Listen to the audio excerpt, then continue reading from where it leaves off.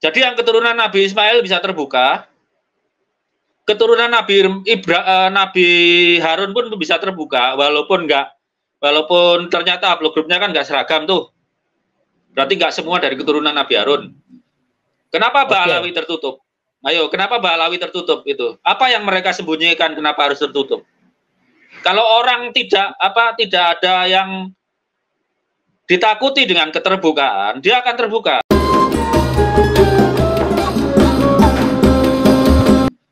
Kenapa Ba'alawi tertutup? Ayo, kenapa Ba'alawi tertutup itu? Apa yang mereka sembunyikan? Kenapa harus tertutup? Kalau orang tidak ada yang ditakuti dengan keterbukaan, dia akan terbuka. Seperti kasus di Cina, Sayyid Ajal Al-Samsuddin Al-Bukhari, itu keturunannya terbuka, haplogrup L nggak masalah. Mereka berjasa kepada negaranya, nggak masalah. Oke, berarti Baswedan juga itu keturunan Nabi Ismail begitu ya? Insya Allah, Baswedan, Bajamal, terus Al-Qatiri ada J1, J2. Yang J1 insya Allah keturunan Nabi Ismail. Saya belum selesai menyelidiki, masih menunggu tambahan data terus menerus itu ya. Ini bukan perkara singkat memang sih ya. Nanti kita tapi di luar itu tidak mungkin. Coba minta silsilahnya.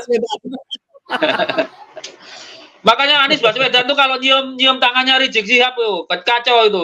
Dia lebih beres, dia itu nasabnya ke Nabi Ibrahim dia itu. Tapi ini menarik bahwa hasil dari tracking haplogroup atau tes DNA setidaknya tidak ada kecocokan dalam satu kakek dari klan Ba'alawi ini. Begitu ya? Betul. Kesimpulannya ya, seperti itu, ya? Dari klan Ba'alawi yang di family tree DNA terus yang di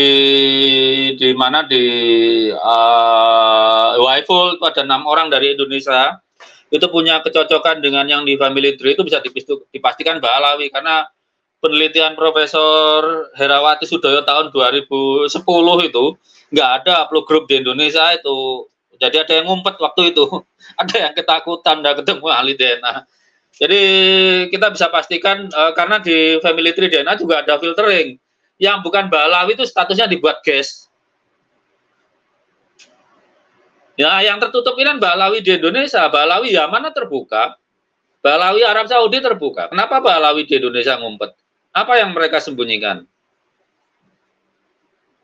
Iya, oke. Ya, baik pemirsa pada Suka TV, ini agak sedikit titik terang gitu ya tentang tes DNA, bahwa tes DNA itu bisa men-tracking siapa nenek moyang kita, siapa leluhur kita. Tadi sudah dikatakan oleh Dr. Sugeng. Saya langsung ke Imad. Imad, pembahasan tentang polemik nasab ini diangkat oleh Tempo.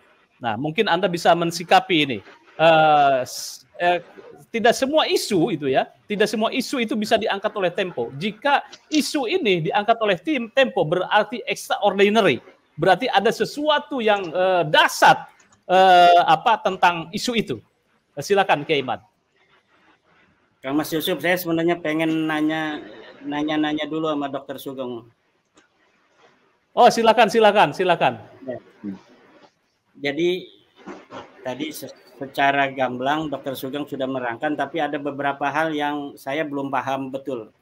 Jadi dari hasil tes DNA Ba'alawi ini Pak Dr. Sugeng, dari mulai mereka yang ada di zaman ini sampai ke Ubaidillah itu, kan itu kakeknya satu Ubaidillah. Tapi dalam versi hasil tes DNA ternyata kakeknya mereka itu 12. Minimal gitu ya, tuh saya rasa. Minimal belum saya hitung semua. Uang hitungnya nggak dibayar sempatnya. Berarti bisa bertambah lagi, bisa. 16 kakek. Berarti bisa. Tapi poinnya begini. Ya. Poinnya itu tidak berasal dari satu kakek itu aja. Ya, tidak berasal dari satu kakek itu berarti selama ini mereka yang mengatakan mereka keturunan satu kakek dari Ubaidillah itu ada kemungkinan ada masukan dari keluarga lain yang dimasukkan sebagai Ba'alawi, begitu artinya. Begitu ya? Mungkin. Tinggal kalau kita Itu dulu postingan awal saya dengan apa Profesor Menachem Ali yang udah terhormat banget ya. Itu jalur menantu sebetulnya apa keluarga Bani Ba'alawi ini, cuma mereka kan nggak mau diperlakukan terhormat. Malah saya dengan Profesor Menachem dihina-dina, ya udah kalau mau kasar ya akhirnya ayo. Kita kan udah menawarkan jalur menantu, kalau nggak bisa garis lurus laki-laki itu ya menantu. Cuma kalau jalur menantu dihitung kakek bersamanya kapan gitu, kakek bersamanya misalnya 1100 tahun yang lalu ya menikahi Syarifah siapa begitu. Dan kalau dilihat dari yang mengaku di family tree rata-rata Sadah ini kan nggak semua ngaku Said, cuma ditulis saja keluarga apa. Ba'alawi satu-satunya yang menulis dirinya sebagai Sadah itu. Jadi seperti kebanyakan ini dokter, kebanyakan hasilnya yang hari ini ada menurut dokter itu dari 12 haplogrup itu yang paling banyak apa? Core-nya masih G itu 60% lebih, tapi itu pun nggak dari satu kakek juga, paling nggak ada 2 atau 3. G pun bukan dari satu kakek ya? Bukan. Itu mana nanti saya akan tulis, saya malas ngitungnya sekarang. Ya, soalnya siap, ngitung itu. Jadi karena kalau di bawah haplogrup terminal itu yang tertulis di situ untuk menghitung kakek bersamanya itu pakai STR, kecuali kalau saya dapat data mentah mereka saya bisa otomatis. Tapi kan minta orang-orang data mentahnya itu kan sulit ya. Jadinya hitungnya harus manual itu. Berarti begini Pak Dokter, apabila Rabita Alawiyah itu kemudian rapat nih dari hasil-hasil tes DNA Ba'alawi, ada yang G, ada yang R, ada yang E, ada yang J1 itu keturunan Nabi asli masuk ke situ kan, yang di Ba'alawi kan hari ini. Kemudian mereka daftar bersama Ba'alawi, hasilnya mereka keturunan Nabi asli dari Al-Musawi, yang satu keturunan Nabi asli dari Al-Hasani. Itu hanya 2 orang dari beberapa ratus yang dari beberapa ratus yang telah tes DNA. Misalnya begini, sekarang ini rapat mereka. Oke, karena ada yang J1, berarti kita Ba'alawi ini keluarga Ubaidillah J1 haplogrupnya. Kemudian yang lain dinafikan tuh. Itu bisa berarti kan ya? Iya, yang lain batal dong. Kan yang lain dibatalin gitu. Batal ya, bilang aja jalur mantu atau jalur. Iya. Berarti bisa. Atau begini sebaliknya. Berarti Ba'alawi ini diputuskan misalnya kita haplogrupnya G saja. Berarti selain G ini bukan Ba'alawi. Terbukti bahwa leluhur di suatu masa itu dimasukkan sebagai Ba'alawi kan. Nah, berarti setelah dirapatkan G itu udah mutlak mereka bukan keturunan Nabi kan, begitu Dok ya? Keturunan Nabi jalur paternal. Kita kalau batalkan nasab orang kita batasi lah. Maksudnya jangan diajar semua. Jadi keturunan jalur lelaki itu aja ya nggak mungkin. Kalau jalur lain yang masih mungkin itu karena yang batal gitu ya. Yang batal nggak mungkin itu jalur lurus laki-laki ke Nabi Muhammad ke Sayyidina Ali gitu ya. Iya, itu nggak mungkin. Mereka yang haplogrupnya walaupun bukan J1, turunan Nabi dari garis perempuan, begitu ya Pak Dokter ya? Iya, garis parental pernah apa lewat anak perempuan lah gitu, walaupun sekali. Ya.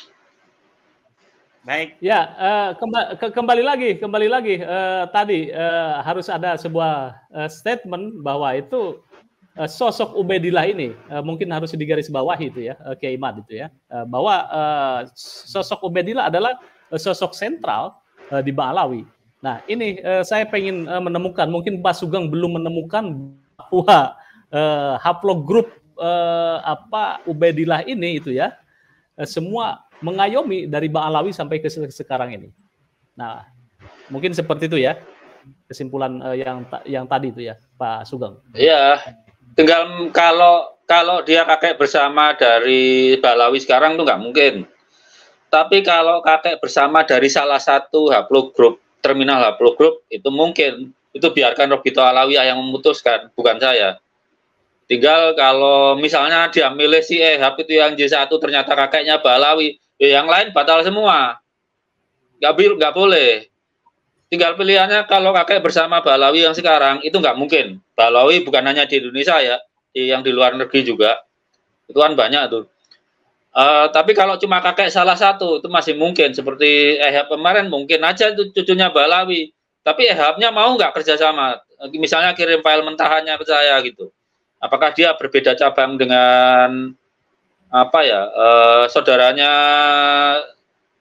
beda cabang dengan saudaranya Ahmad bin Isa yang lain, itu kan penyelidikan lanjutan nanti.